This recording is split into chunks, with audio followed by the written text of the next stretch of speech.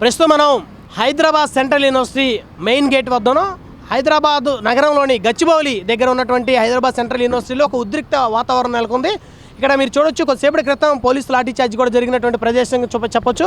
అయితే ఈ యూనివర్సిటీకి సంబంధించినటువంటి ల్యాండ్లో 400 ఎకరాలని రేవంత్ రెడ్డి సర్కారు బహిరంగ వేలంపాటకి పెట్టినటువంటి క్రమంలో విద్యార్థులకి ప్రభుత్వానికి పెద్ద ఎత్తున ఇక్కడ ఒక యుద్ధ వాతావరణం అయితే నెలకొంది. ఈ యొక్క యూనివర్సిటీకి సంబంధించినటువంటి ల్యాండ్ని ఎవరికి అమ్మొద్దని చెప్పేసి విద్యార్థులు అయితే అడ్డుకుంటా ఉన్నారు. ఇక్కడ కన్నా చూడొచ్చు, ఈ యొక్క హైదరాబాద్ నగరానికి ఒక లంగ్ స్పేస్ అని చెప్పొచ్చు. 1580 ఎకరాలు ఉందని చెప్పొచ్చు.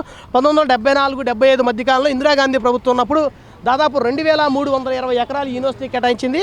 ఇక్కడ 800 ఎకరాలు ఇప్పటి వరకు కూడా academic and non academic purpose మీద ఈ ల్యాండ్ని ప్రభుత్వాలు రకరకాలుగా కేటాయింపులు చేశాయి. ఇంకా 1580 ఎకరం మిగిలి ఉన్న పరిస్థితుల్లో ఈ 1500 ఎకరాల్లో ఇప్పుడు 400 ఎకరాలు తెలంగాణ సర్కారు ఈ 400 ఎకరాలని బహిరంగ వేలంపాట పెట్టిన క్రమంలో ఇక్కడ విద్యార్థులు నిరసన దీక్ష కూడా చేస్తున్నారు. ఇక్కడ చూడొచ్చు, పెద్ద ఎత్తున పోలీసు బందోబస్తు చూడొచ్చు.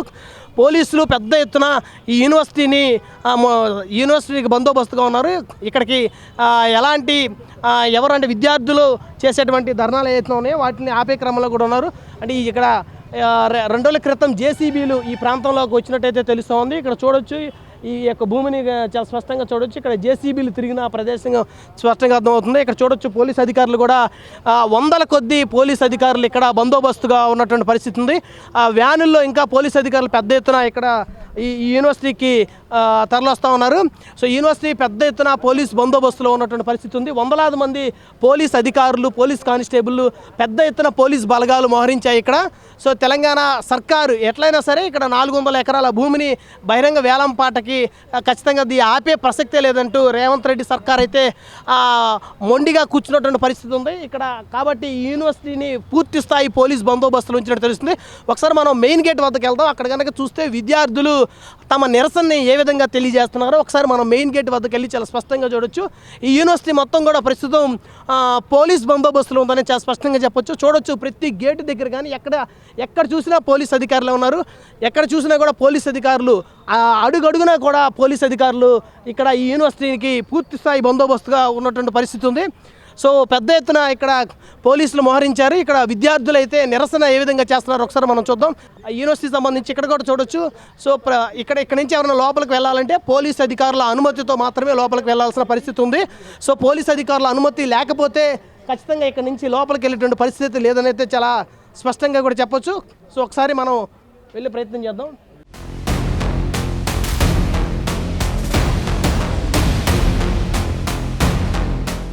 సో ప్రస్తుతం మనం చూడొచ్చు, ఇక్కడ Hyderabad central university main gate దగ్గర కూడా పూర్తిస్థాయి బందోబస్తు ఉంది. ఎవరిని కూడా లోపలికి రానివ్వట్లేదు. ప్రెస్కి కూడా లోపలికి అనుమతి లేదంటూ పోలీసులు చెప్తా ఉన్నారు. సో ఇక్కడ చూస్తే విద్యార్థులు ఉన్నారు. ఇక్కడ కొంతమంది, వారితో మనం మాట్లాడేటువంటి ప్రయత్నం చేద్దాం. సో విద్యార్థులు కొంతమంది ఉన్నారు, వారితో మాట్లాడే ప్రయత్నం చేద్దాం. మేడం నమస్తే. రిప్రజెంటేషన్స్ ఇచ్చి ముట్టడిలు చేసి ప్రొటెస్ట్లు అవి చేస్తున్నాము. కానీ 4-5 రోజుల నుంచి చాలా సీరియస్గా మహాధర్నా చేస్తున్నాము. ఇందాక లాఠీ చార్జ్ జరిగిందని చెప్పేసి చెప్తా ఉన్నారు. ఎక్కడ జరిగింది, ఎంతమంది మీద జరిగింది? టీచర్స్ యూనిటీ కూడా మాతో పాటు సాలిడారిటీ చూపించి సపోర్టివ్గా మాతో పాటు వచ్చారు. మార్చ్ కూడా చేసుకొని పోయినాం. ఎక్కడైతే 400 ఎకరాలు కబ్జా అవుతుందో అక్కడికి పోయినాం. కానీ స్టూడెంట్స్ని అలో చేయలేదు. టీచర్స్ని అలో చేయమని చెప్పి మేము రిక్వెస్ట్ చేసిన తర్వాత వాళ్ళ కోసమని మేము ఫైట్ చేస్తే మధ్యలోనే లాఠీ చార్జ్ చేసిండ్రు. అమ్మాయిలను కూడా చూడకుండా లేడీ కానిస్టేబుల్స్తోని మా అసభ్యకరంగా మిస్బిహేవ్ చేసి మరీ ఈడ్చుకొని పోవడం జరిగింది. అలానే విద్యార్థులపైన కూడా లాఠీ చార్జ్ చేయడం జరిగింది. ఎంతమందికి గాయాలయ్యాయి మేడం ఇందాక జరిగిన లాఠీ చార్జ్లో? దాదాపు 30 మంది పైగానే గాయాలయ్యాయి. కానీ విద్యార్థులు దేనికైనా రెడీ అని అన్నట్టుగా అక్కడ లాఠీ చార్జ్ దెబ్బలు తగిలినా సరే అయినా సరే మళ్ళీ అక్కడ నుంచి మష్రూమ్ రాక్స్ ఏదైతుందో ఆ ఏరియా నుంచి మళ్ళీ ఇక్కడ వరకు మార్చి చేసుకుంటూ వచ్చి ఇక్కడ గ్యాదరింగ్ మళ్ళీ ప్లాన్ చేసాం. ఏదైతే ప్రభుత్వం 400 ఎకరాల భూమిని ప్రైవేట్ సంస్థలు కేటాయించాలనుకుంటుందో ఆ భూమి ఈ కాంపౌండ్లోనే ఉంది madam? Actually Gurbaksh Singh first vice chancellor ఉన్నప్పుడు కాంపౌండ్ వాళ్ళు కట్టించారు. ఆ కాంపౌండ్ వాళ్ళు సగం కూల్చేసి హైవే కూడా ఒక రోడ్డు వేయడం కూడా జరిగింది. అప్పుడు కూడా ఇలానే కూర్చొని ఏబీవీపీ ముందుకొచ్చి చాలా ధర్నాలు చేసాం. కానీ ఇప్పుడు ఈ రేవంత్ రెడ్డి గవర్నమెంట్ ఏ ఇందిరమ్మ పాలనలోనైతే మాకు యూనివర్సిటీ ల్యాండ్ ఇవ్వడం జరిగిందో 2300 ఎకరాలు, అదే ఇందిరమ్మ పాలనలో అన్యాయంగా అక్రమంగా విద్యార్థులపైన లాఠీ చార్జ్ చేస్తూ గుండాయిజం చేస్తూ మమ్మల్ని నక్సలైట్ల కింద ట్రీట్ చేస్తున్నట్టు ట్రీట్ చేసి ఈడ్చుకొని పోయి మరి మమ్మల్ని మాదాపూర్ పోలీస్ స్టేషన్ తరలించి అరెస్ట్ చేయడం జరిగింది. మిమ్మల్ని పోలీస్ స్టేషన్ తీసుకెళ్లారా? అమ్మాయిలను కూడా చూడకుండా అమ్మాయిలని అందరినీ కలిపి అరెస్ట్ చేసి వ్యాన్లు ఎక్కించి మాదాపూర్ పోలీస్ స్టేషన్ ఎప్పుడు జరిగింది మేడం? 2 రోజుల క్రితం జరిగింది. విడిచిపెట్టారా? వాళ్ళని వదిలిపెట్టడం జరిగింది. మళ్ళీ తర్వాత కూడా మళ్ళీ ఇక్కడనే కూర్చొని ధర్నా చేస్తున్నాం. ఇప్పుడు ఏంటి మేడం మీ ప్రధానమైన డిమాండ్స్ ఏంటి? నేను ఒకే సవాల్ అడగాలనుకున్నా. రేవంత్ రెడ్డి అన్నాడు సింహాలు లేవు, పులులు లేవు, గుంటనక్కలు ఉన్నాయని చెప్పి. గుంటనక్కలు ఎవరున్నారు ఇక్కడ? ఎన్ఎస్యూ క్యాడర్ ఉందా లేకపోతే ఎవరున్నారు? విద్యార్థులని ఎంత ధైర్యం ఉంటే నువ్వు విద్యార్థులను గుంటనక్కలని అంటావు? మా భూముల కోసం మా హక్కుల కోసం మేము పోరాడితే నువ్వు లాఠీచార్జ్ చేపిస్తావా? రేవంత్ రెడ్డి నీకు ఎంతమంది పోలీసులను కావాలో నువ్వు పంపించుకో, అయినా సరే మేము తగ్గేదే లేదు. మా 400 ఎకరాలు నువ్వు ఏదైతే అన్యాయంగా తీసుకుంటున్నావో మా భూమి మాకు వచ్చినంత వరకు మేమైతే ఇక్కడ నుంచి కదిలేదే లేదు. సో ఇప్పుడు విద్యార్థులు సుమారు ఎంతమంది ధర్నాలు పాల్గొన్నారు మేడం? క్యాంపస్లో మొత్తం దాదాపు 5000 మంది విద్యార్థులు ఉన్నారు తెలుస్తుంది. ఈ 5000 మంది విద్యార్థులు ఒకే మాట మీద ఉన్నారా? అందరం ఇర్రెస్పెక్టివ్ ఆఫ్ ఆర్గనైజేషన్ మొత్తం విద్యార్థులందరమే కలిసి ఏకమై దాదాపు 500 పైననే స్టూడెంట్స్ అందరం కలిసి ఈరోజు మార్చికి వెళ్ళినాం. అక్కడ లాఠీ చార్జ్ కూడా జరిగింది. అయినా సరే మేము అన్నిటికీ సిద్ధమై ఉన్నాం. అన్యాయంగా ఏదైతే 400 ఎకరాలు మేము ఐఎంజీ భర్తకి ఇచ్చినామో అది పెండింగ్లోని మాకు రివర్స్లో 597 ఎకరాస్ ఇవ్వాలి. అయినా సరే 397 ఎకరాస్ మాత్రమే ఇచ్చారు.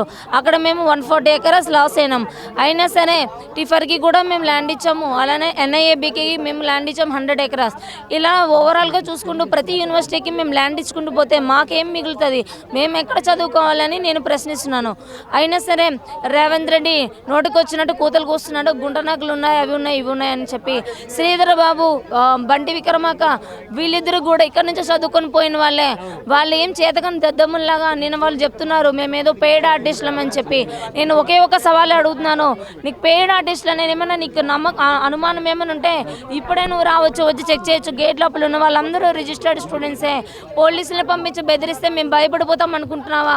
ఎవరితో పెట్టుకుంటున్నాం? విద్యార్థులతో పెట్టుకుంటున్నాం. మేమే గనక తలుచుకుంటే గనక నిన్ను గది దించే వరకు మేము నిద్రపోం. కేసీఆర్ని ఎట్లా అయితే దించినామో 9 years పట్టింది, కానీ నీకు మాత్రం 2 సంవత్సరాలు తిరగక ముందునే నిన్ను గది దించే పని పెట్టుకుంటాం. మేడం మీ వెనక ఇక్కడ ఈ హైదరాబాద్ సెంట్రల్ యూనివర్సిటీ సంబంధించి ఈ భూమిని కాపాడుకోవడానికి ధర్నా చేస్తున్న విద్యార్థులు వెనక బీఆర్ఎస్ బీజేపీ ఉందని కాంగ్రెస్ ఆరోపిస్తుంది. విద్యార్థులు కావాలని రెచ్చగొడుతున్నారని కాంగ్రెస్ ఆరోపిస్తుంది. మమ్మల్ని ఎవరూ రెచ్చగొట్టట్లేదండి. మా హక్కుల కోసం మేము పోరాడుతున్నాం. మా భూమి మాకు ఇవ్వమని చెప్పి మేము పోరాడుతున్నాం. పొలిటికల్ పార్టీస్ వాళ్ళు ఉన్నారు, వీళ్ళు ఉన్నారు అంటే వాళ్ళు మాకు సోలిడారిటీ చూపించి వాళ్ళు మా పైన జాలి చూపించి ఇక్కడికి వచ్చి ప్రొటెస్టులు చేస్తుంటే వాళ్ళని కూడా అరెస్ట్ చేయడం జరిగింది. ఇది అన్యాయం.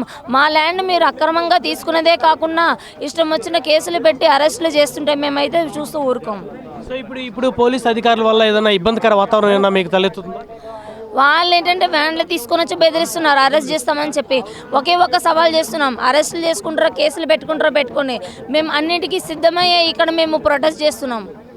సో ఇప్పుడు ఎవరైతే ప్రొఫెసర్లు ఉన్నారో ప్రొఫెసర్లు అందరూ కూడా ఒకే మాట మీద ఉన్నారో మీకు సపోర్ట్ చేస్తున్నారు? టీచర్స్ స్టాఫ్ ఎవరైతే ఉన్నారో టీచర్స్ అసోసియేషన్ మొత్తం అందరూ ఈరోజు మాతో పాటు చాలా వరకు 50-60 టీచర్స్ మొత్తం వచ్చారు. చాలా వరకు మేమందరం మార్చి చేసుకుంటూ పోయినాం. వాళ్ళందరూ కూడా సైట్ విజిటింగ్ చేస్తారు. వాళ్ళు వచ్చి రిటర్న్ వచ్చి వాళ్ళ బాధంతా చెప్పుకున్నారు. ఎందుకంటే మూగజీవులు చాలా ఉన్నాయి ఇక్కడ, 500 పైగానే ఇక్కడ స్పీసీస్ ఉన్నాయి. అలాంటిది ఏం లేవని అని చెప్తున్నారు. మేము ఒక వీడియో కూడా రిలీజ్ చేస్తాం. అందులోని జింకలు చాలా ఉన్నాయి. ఆ బుల్డోజర్స్ సౌండ్ విని ఎట్టిపోవాలో తెలియక, చీకట్లోని ఏటేళ్లలో తెలియక బిక్కుమంటూ ఉన్నాయి. 100 సంఖ్యలో జింకలు ఉన్నాయి. ఆ వీడియో కూడా మా దగ్గర మేము రిలీజ్ చేస్తున్నాం. అందుకనే ఒకే ఒక సవాల్ అడుగుతున్నాం, గుంటనక్కలని ఎవరినన్నావు? జింకలు ఉంటే అది ఫారెస్ట్ కాదా? జింకలు ఉన్న వాడిని ఫారెస్ట్ అని అనరా? అన్యాయంగా లాక్కుంటే మేమెందుకు చూస్తూ ఊరుకోవాలి అని నేను ప్రశ్నిస్తున్నాను. ఇప్పుడు ఎక్కడైతే బుల్డోజర్లు దించారో ఆ స్థలంలోకి విద్యార్థులు అందరూ వెళ్ళి చూసారా మేడం? మేము ఎప్పుడైతే బుల్డోజర్లు తీసుకొని వచ్చారో ఉగాది రోజు, ఆ రోజు మేము పోయినాం అక్కడ ధర్నా చేయడానికి, అక్కడ పని ఆపడానికి. ఆ రోజు అన్యాయంగా లాఠీ చార్జ్ చేసి అరెస్ట్ చేశారు. ఆ రోజు కూడా లాఠీ చార్జ్ చేశారా? ఆ రోజు కూడా చేశారు. అయితే తర్వాత నుంచి మేము వెళదామని ట్రై చేసినా సరే 1 కిలోమీటర్ ముందునే వెళ్ళనివ్వకుండా మొత్తం అంతా బందోబస్తు దాదాపు 200 మంది పోలీసులతో బందోబస్తు పెట్టి భారీగా అడుగోడులు పెట్టేసి మమ్మల్ని అయితే అలౌ చేయను. అంటే ప్రీ ప్లానెడ్గా ముందుగానే బుల్డోజర్లతో పాటు పోలీస్ బందోబస్తు పెట్టారు. మొత్తం అంతా మీరు ఇక్కడ కూడా చూడొచ్చు. ఇక్కడ 100 మంది పైగానే పోలీసులు ఉన్నారు. అక్కడ ఒక 200 మంది, ఇక్కడ ఒక 50 మంది ఉంటారు.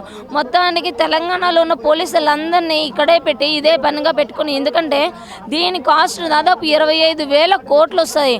ఇలాంటి అక్రమంగా దాచుకొని రేవంత్ రెడ్డి రియల్ ఎస్టేటే పనిగా పెట్టుకొని ఇలాంటి పరిపాలన చేస్తున్నాడు. సో ఇంకెన్ని రోజులు మీరు ఈ ధర్నా కొనసాగించే అవకాశం? హైకోర్టు నుంచి మాకు ఆర్డర్స్ వచ్చినంత వరకు మేమైతే మా ధర్నాను వదిలిపెట్టాం. ఒకవేళ హైకోర్టు నుంచి మాకు అనుకూలంగా ఆర్డర్స్ రాకపోతే సుప్రీంకోర్టు వరకు కూడా మేము వెళ్ళడానికి ఏం ఆలోచించాం. మేమైతే అన్నిటికీ సిద్ధమైపోయి ఉన్నాం. So Hyderabad central university VC గారు మరి కోర్టులో స్టే తెచ్చుకోవటం ఏమైనా ప్రయత్నం చేస్తారా మేడం? వాళ్ళు కూడా వాళ్ళు ప్రయత్నం చేస్తున్నారు, కానీ హైకోర్టు ఆర్డర్స్ని యాజ్ ఏ వైస్ ఛాన్సలర్ తను రిజెక్ట్ చేయలేరు కాబట్టి తను పీస్ఫుల్ కామ్గా ఉంటున్నారు ఇలాంటి సిచ్యుయేషన్లో. కానీ విద్యార్థులం ఎవరైతే ఉన్నామో బయట వాళ్ళను కూడా మేము ఇన్వైట్ చేస్తున్నాము, మాకు సాలిడిటీ చూపించి మాకు సపోర్ట్ ఇవ్వమని చెప్పి మేము అందరినీ రిక్వెస్ట్ చేస్తున్నాము. మా ల్యాండ్ మాకు వచ్చినంత వరకు మేమైతే ఇలానే వర్క్ చేస్తాం. మిగతా యూనివర్సిటీల సహకారం కూడా కోరుతున్నారా హైదరాబాద్ సెంట్రల్ యూనివర్సిటీ? తెలంగాణ దేశవ్యాప్తంగా కూడా ఇప్పుడు జేఎన్యూ కావచ్చు, ఢిల్లీ కావచ్చు, వేరే వేరే రాష్ట్రాలు కావచ్చు, మన తెలంగాణలో ఉస్మాన్ యూనివర్సిటీ, కాకతీయ యూనివర్సిటీ, చాలానే యూనివర్సిటీలోనే ఇప్పుడు ధర్నా జరుగుతుంది. ఇటీవల అఖిల భారతీయ విద్యార్థి పరిషత్ రాజ్భవన్ ముట్టడి కూడా చేసింది. అలానే చాలామంది విద్యార్థులు వాళ్ళ ప్రయత్నం కూడా వాళ్ళు చేసి మా ల్యాండ్ కోసం చాలా వరకు పోరాటాలు అయితే చేస్తున్నారు.